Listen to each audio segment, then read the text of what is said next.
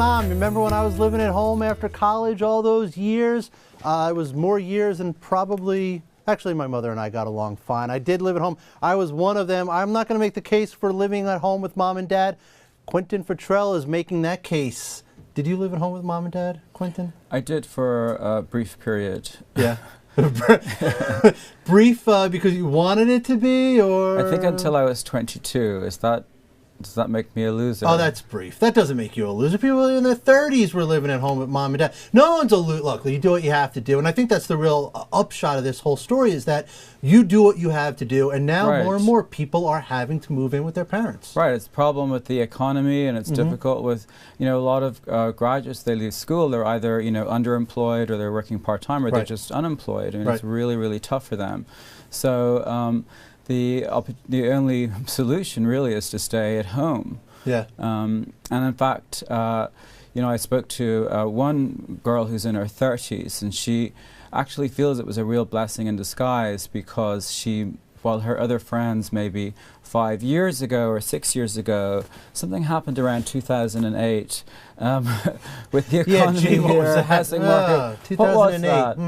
I'll think about it. Yeah. And they got burned, and they're sitting in houses they can't sell. And she feels really fortunate to have missed that. So, in one sense, for some people, it's been really good timing to move home and to sort of miss that housing crash.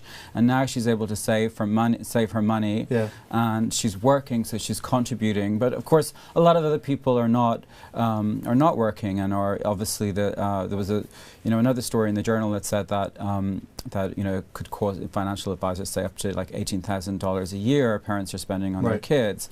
But this story was really about the advantages of living at home, and that's one of them. Emotional support is obviously, as well, like generations, people are getting married later in life.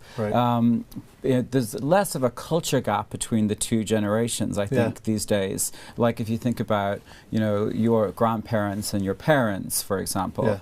So a lot of parents and their kids are a lot more like friends. So while some people get upset with kids living at home. I know Paul Ryan last year made a statement, I think, about kids waking up in their adult kids waking up in their bedrooms with Obama posters on the wall, So that was sort of funny too. But so people, I think adult kids get a bad rap for living at home. But a lot of them seem to enjoy it, and a lot of the parents don't seem to mind either. Well, look, as long as you get along with your parents, it's okay. And you're right, the financial case for it is probably better for the kids than it is for the parents.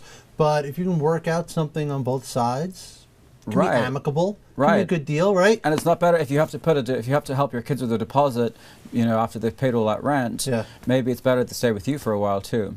Yeah. To be honest, I did live at home after college. I did. The truth comes out. No, it was good. It was a good arrangement. I got along with my mother. It was fine. No problem. She gave me my space. I gave her space. Probably not good for your romantic life.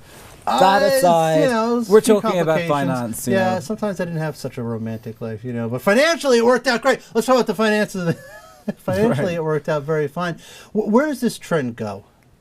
So it seems to be going up. More people are living with their parents than ever before. And it's really, and it's also a lot of, we have more single parents now. There's a TV show called, Living at Home. I think it's How to Live with Your Parents. You mentioned it in the story, How to Live with Your Parents. Thank you. On ABC. Yeah, and that was based on You're clearly a huge fan. I think I've seen clips of it. I never heard of it. So it's on ABC, and that was probably the writer Claudia Lano. She lived with her parents as well, and she was a single mother, and she was divorced. And she needed somewhere to go. So and then she figured that she liked it, actually. So I think it's seeping into the popular culture. Probably become more and more of a widespread people getting divorced, and more this increase of single parents. So it's definitely on the up. All right, Quentin, thank you very much. See that story on MarketWatch.com.